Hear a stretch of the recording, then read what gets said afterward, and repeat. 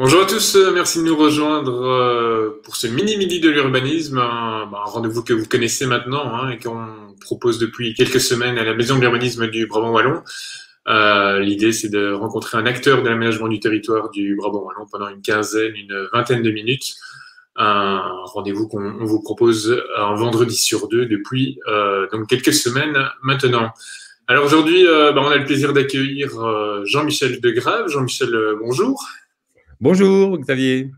Jean-Michel, si on vous a invité aujourd'hui, c'est aussi c'est un peu pour parler un peu des nouvelles formes de travail qui pourront impacter les logements à l'avenir. Comment on va concilier l'habitat et le travail, vers quel type de logement on pourrait tendre à l'avenir. Alors, ça, on va en parler juste maintenant. Juste une petite précision par rapport aux personnes qui commencent à nous suivre. N'hésitez pas à poser vos questions en direct sur la page, en commentaire sur la page Facebook, et on les relayera si elles sont pertinentes, bien évidemment. Jean-Marie, le Covid, le télétravail qui en a découlé, j'imagine que ça a été un accélérateur de tendance pour toutes ces formes de logement toutes ces nouvelles formes de travail et les formes de logement qui vont en découler. C'est quelque chose que vous avez perçu vraiment ces derniers temps, ces derniers mois? Oui, c'est certain que depuis un an, donc maintenant, on a vu une accélération de la mutation entre des liens entre les lieux d'activité et les lieux de travail. Enfin, pardon, les lieux d'activité et les lieux d'habitation. Et tout ça, bien que tout ça soit déjà commencé depuis la fin du XXe siècle avec la révolution digitale, mais moi, ce qui m'a amusé là-dedans, c'est le fait qu'au fond, on retourne, ou en tout cas, comme on dit, l'histoire est un éternel recommencement.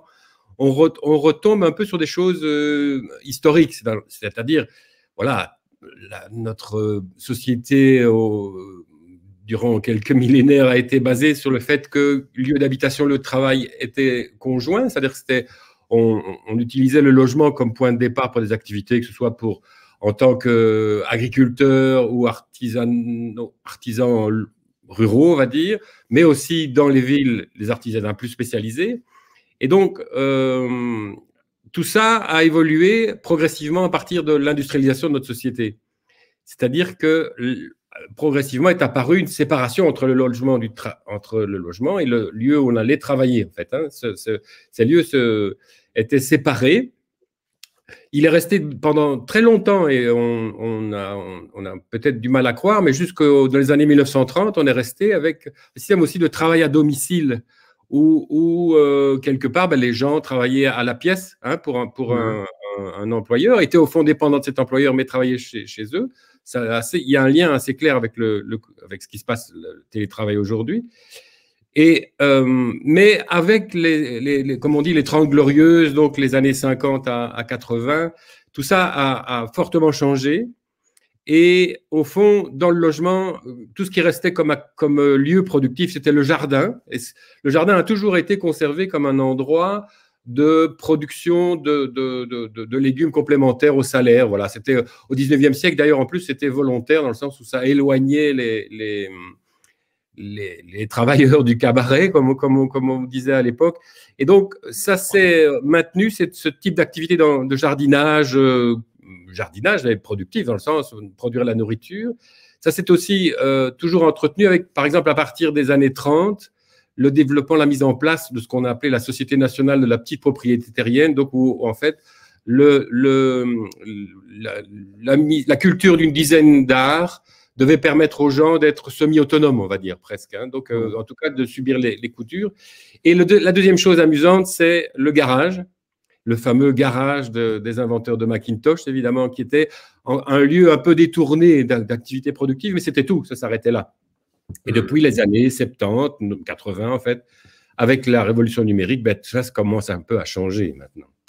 Ah oui, les frontières avec cette révolution numérique se sont un peu atténuées. Est-ce que les logements qui ont été construits, est-ce qu'on a conçu suffisamment d'espace pour pouvoir justement travailler d'une manière optimale? Comment selon vous organiser au mieux son espace de travail aujourd'hui? Quelle place lui donner dans les logements actuels? Alors oui, Répondre à cette question je sais pas qu'elle soit difficile, mais je crois qu'on ne peut pas répondre par un seul type de réponse. Il faut que chacun a ses demandes, a ses attentes, a ses besoins. Et donc, la solution varie entre tout le monde. Mais ce qui est certain, c'est qu'il est difficile aujourd'hui de faire du télétravail dans les logements. On appelle ça moderniste ou de l'époque fonctionnaliste, donc les années de nouveau, les années 50 à 80, même un peu avant, mais enfin, cette tranche-là, et où on a au fond quelque part spécialisé le logement. On a fait des petites cuisines laboratoires, on a fait un grand séjour, ben voilà, qui aujourd'hui n'est pas... ça n'était plus les pièces séparées, salon, salle à manger, qu'on pouvait isoler. On a fait un seul grand séjour. C'était une volonté, en fait, hein, de réunir toutes ces fonctions-là dans un seul espace, avec aussi des petites chambres, donc quelque part. Mais des grands, j'ai déjà parlé, mais des grands locaux de rangement. Par exemple, quand tu imagines, à partir des années 60, les garages, ben c'est énorme au prorata de ce qu'on a comme espace habitable, on va dire. Alors aujourd'hui, tout ça a évolué. La cuisine peut être un endroit où on reçoit, le salon un endroit où on travaille, une chambre un lieu d'activité sportive, de jeu, voilà, ou même parfois la salle de bain un espace de détente quelque part. Et donc aujourd'hui, l'objectif par rapport à la question, c'est de passer à une approche fonctionnelle du logement, hein, multifonctionnelle du logement, pardon, justement sortir de l'approche fonctionnelle, passer à une approche multifonctionnelle. Alors, bon, dans le quotidien des gens aujourd'hui, ben voilà, chacun fait un peu aussi de nouveau avec ce qu'il a. C'est pour ça que je revenais avec chaque situation est différente. Ben, on peut avoir soit, on peut travailler le mobilier, par exemple avoir des pièces, des espaces de travail qui sont dissimulables ou qui résultent de modifications de mobilier, ou bien transformer des espaces qui étaient inutilisés, des dessous d'escalier, des espaces de rangement pour permettre le télétravail. Ou aussi de récupérer le fameux de diviser, de partager le grand garage dont je parlais tout à l'heure. Ou alors une question qui rejoint au fond une question d'habitat léger que vous avez certainement abordée, qui est au fond, en fait, faire ce que certains appellent des gardens office, donc des petites annexes dans le jardin, genre tiny house pour travailler. Oui. Ça, c'est une piste, mais voilà. Mais dans tout ça, c'est clair que ça, c'est dans l'urgence de la réponse à trouver aujourd'hui. Parce qu'on parle beaucoup d'adapter les logements aux évolutions de la vie, aux évolutions d'occupation. L'habitat modulable, c'est un peu, pour vous, c'est la clé, c'est un peu l'avenir. Je sais qu'il y a de plus en plus d'architectes, de promoteurs immobiliers qui travaillent sur ces bâtiments résidentiels qu'on peut, en fonction des rythmes de la vie, passer d'un appartement à une chambre, à 2 chambres, on casse des cloisons, des choses comme ça. Ça, c'est un peu la clé pour pouvoir aménager des espaces de bureaux quand on veut, en fonction de l'évolution dans le temps et l'évolution éventuellement d'une famille. Ça, c'était déjà quelque chose sur lequel beaucoup d'architectes travaillent depuis déjà les années 70, 80, depuis le changement d'approche du logement. Mais il y en a peu quand même qui sont qu'on voit apparaître, non? Il y a peu de réalisations de ce type-là. Il y en a eu beaucoup, mais ça n'a pas toujours fonctionné. Les cloisons amovibles, tout ça, voilà, ça pose certains problèmes. Mais je crois qu'aujourd'hui, c'est surtout la question, au-delà de l'évolution par rapport à l'évolution du logement par rapport à l'évolution familiale, c'est en fait la question de logement hybride, c'est l'hybridation du logement, c'est-à-dire c'est de mélanger les différentes fonctions. Donc de pouvoir dans la même pièce faire une pièce de repos ou une pièce de travail. Et donc, on arrive tout doucement au fait de se dire, mais il vaut mieux faire des pièces de taille moyenne, entre 12 et 16 mètres carrés, que des pièces, mais voilà, d'en avoir un nombre plus limité, évidemment, proportionnellement à ce qu'on peut se payer, mais d'avoir ces pièces.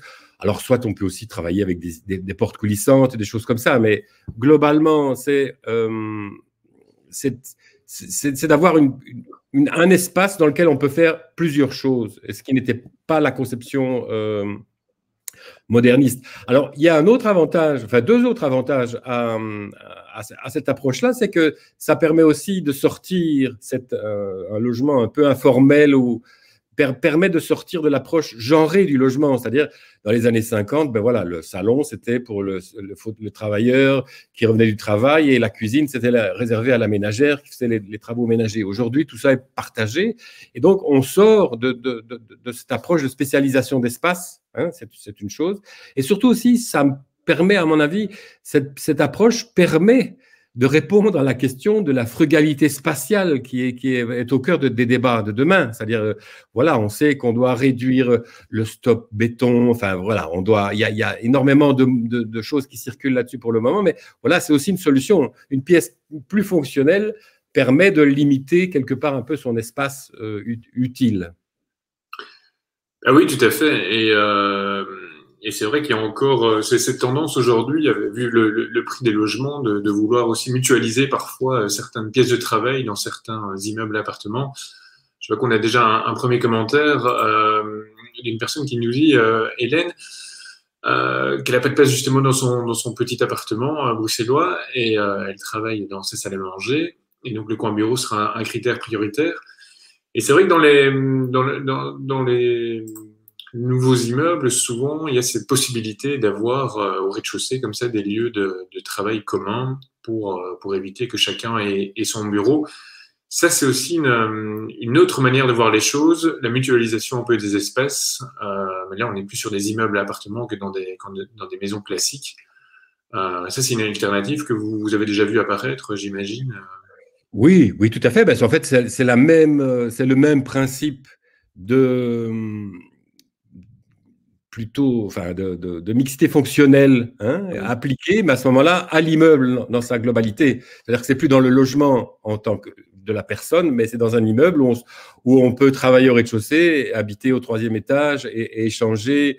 Et voilà, et non seulement avoir des locaux de travail, mais aussi des locaux de loisirs partagés, je sais pas moi, pourquoi pas, enfin voilà, imaginez, on revient à une approche plus communautaire du logement, mais je crois quand même que la question essentielle revient dans cette conception d'un logement où on a un logement dont l'organisation est souple et permet d'avoir plusieurs choses. Et c'était au fond ça, voilà, comme on est en visioconférence, c'est un peu difficile, mais je renvoie tous ceux qui sont intéressés à la lecture du numéro 128 des Échos du logement, où comme on voit d'ailleurs en couverture, mais à l'intérieur, ce concept de comment je peux adapter mon occupation d'un logement en fonction de mes envies, de mes besoins. C'est un peu détaillé. C'est une opération d'une architecte qui s'appelle attendez que je regarde son nom. Voilà, Sophie Delay, qui à Dijon, qui fait ça. Je crois que c'est très intéressant. Voilà, je renvoie pour complément d'information à ce petit dessin, quoi. On mettra le lien sur la page Facebook, comme ça tout le monde pourra lire cet article et découvrir tout ça. On a une intervention aussi de Yvonne qui nous dit que c'est compliqué de faire du télétravail à plusieurs, hein, au niveau pour travailler de manière correcte. Dans ce cas-là, en fait, pour ceux qui ont des bureaux chez eux, qui ne veulent pas de bureau chez eux, on parle de plus en plus d'aménagement de tiers-lieux, hein, d'espaces de coworking ou autres. Ça, c'est une solution plus, on quitte un peu l'architecture, le logement, mais plus pour une question d'aménagement du territoire. Qu'est-ce que vous en pensez? Est-ce que c'est l'aménagement où les gens peuvent aller travailler ailleurs, mais c'est une manière de revoir un peu le territoire, selon vous? Oui, je crois que le Covid a clairement montré qu'on doit changer l'approche urbanistique qui est basée de nouveau avec l'approche fonctionnaliste, basée sur des choses un peu éternelles, et on doit avoir un urbanisme beaucoup plus tactique. Je crois un bon exemple qu'on a vu, c'est la facilité avec laquelle on a pu prendre une bande de circulation pour laisser passer les cyclistes dans de nombreuses villes. Voilà, donc c'est vraiment ça, quoi. Il faut, à mon avis, on doit arrêter de se dire non, je ne peux pas faire ça parce que le règlement l'interdit, mais il faut faire évoluer le règlement. C'est ça tout l'enjeu en fait du sujet qu'on discute aujourd'hui, c'est comment sortir des normes, comment faire évoluer les choses pour qu'on vive plus facilement et plus à tous les niveaux, plus économiquement, avec des meilleurs rapports sociaux. Bref, c'est vraiment un enjeu du moment. Et en matière de déplacement, est-ce que ça... Je vais juste vous demander, parce que je crois que vous bougez certaines choses, peut-être de pas trop de bruit, un peu. Le son qui est mauvais, peut-être. Non, mais laissez, il faut peut-être pas trop bouger, voilà. Juste une petite parenthèse. Mais si on revient un peu sur ces tiers-lieux, ces espaces un peu de coworking ou autre, en matière de déplacement, ça va quand même aussi un peu revoir un peu toutes ces questions. Est-ce que ça va vraiment impacter le territoire, diminuer les déplacements, diminuer les embouteillages? Est-ce que ça peut vraiment avoir un impact plus global, selon vous, c'est cette nouvelle manière de travailler en dehors de chez soi, mais pas non plus au bureau, d'être un peu dans un entre-deux? Est-ce que ça peut améliorer vraiment tous ces problèmes de mobilité aussi? Tout à fait. C'est tout l'enjeu de la question de la vie, ce qu'on appelle aujourd'hui de la ville de quart d'heure, c'est-à-dire où on peut, dans un quart d'heure, trouver un maximum de choses autour de son lieu, soit de son lieu de travail, ou soit les activités nécessaires autour de son lieu de vie et de travail. Et je crois d'ailleurs que cette notion, ce que j'aime pas dans ce terme-là, c'est le mot ville du quart d'heure. C'est-à-dire qu'effectivement, c'est une approche qui se fait dans des grandes villes, Copenhague, etc. Même Bruxelles commence à s'y mettre. La Wallonie est un peu plus en retrait par rapport à ça. Mais je crois qu'en fait, quand il faut parler de territoire de vie du quart d'heure, c'est-à-dire qu'on peut très bien dans les zones rurales, dans les zones agglomérées en périphérie des villes, dans les zones rurales, on peut très bien atteindre le même objectif avec aujourd'hui un quart d'heure en vélo électrique, c'est facile et ça vous donne une 5-6 km pour atteindre un niveau de service. Je crois que c'est vers ça qu'on doit progressivement aller, quoi. Et repréciser juste que la ville du quart d'heure, donc l'idée c'est d'avoir tous des écoles, des crèches, tous les services, les équipements et tout ça à un quart d'heure de marche, en fait, de manière à pouvoir vivre et retrouver l'importance de cette vie de quartier. Si on parle un peu de cette ville du quart d'heure, en Brabant-Wallon, on est quand même souvent sur des quartiers monofonctionnels, soit très résidentiels, soit des zonings. Est-ce que c'est possible de réamener une certaine mixité comme ça dans des quartiers en Brabant-Wallon, vu le passé, l'historique un peu de l'aménagement qui a été fait ces 20, 30, 50 dernières années?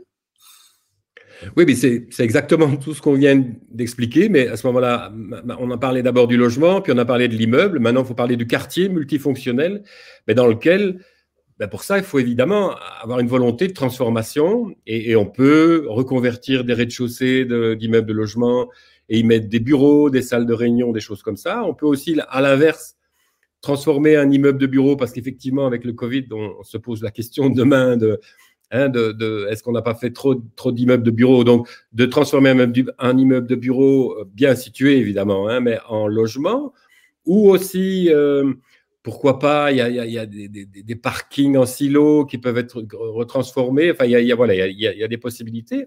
Une autre chose, c'est aussi, évidemment, d'utiliser tous les espaces disponibles.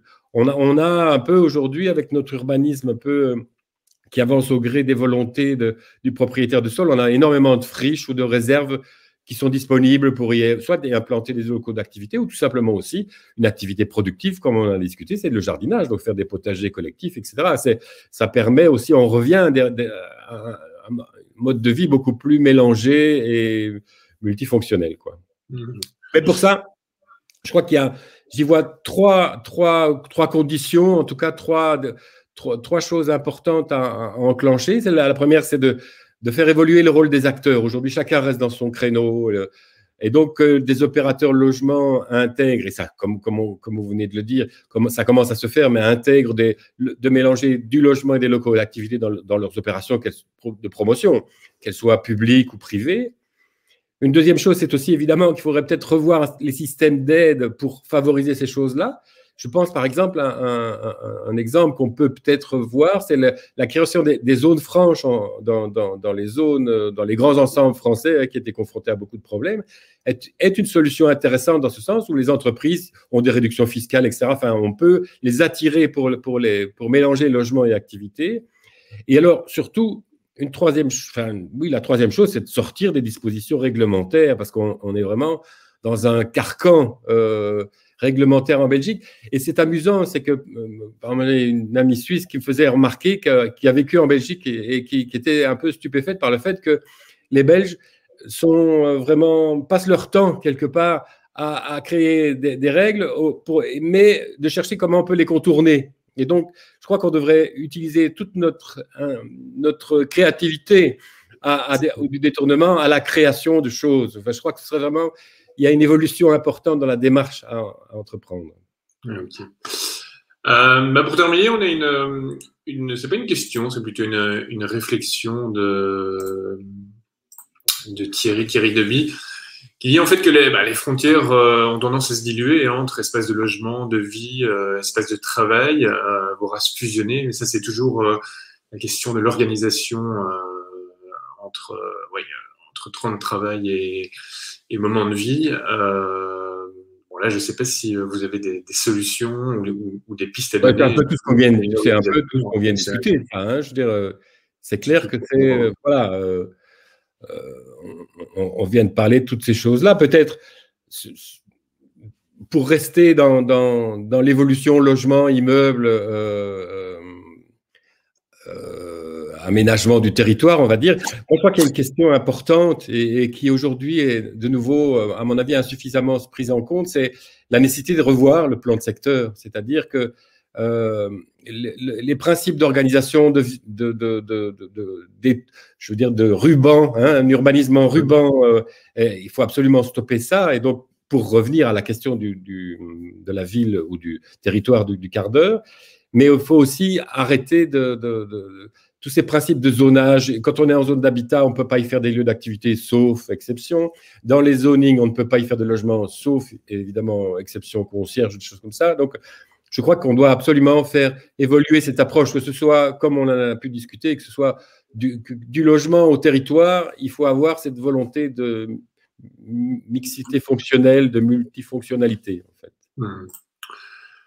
Tout à fait. Un grand merci en tout cas à Jean-Michel Degrave, architecte et urbaniste, de nous avoir donné ces quelques éléments, ces quelques précisions.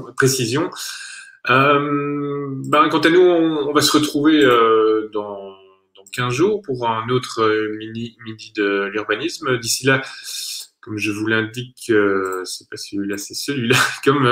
Pour connaître toutes nos prochaines activités, n'hésitez pas à consulter notre site mubw.be. On a une activité Bitume Stories dans le courant du mois de mai.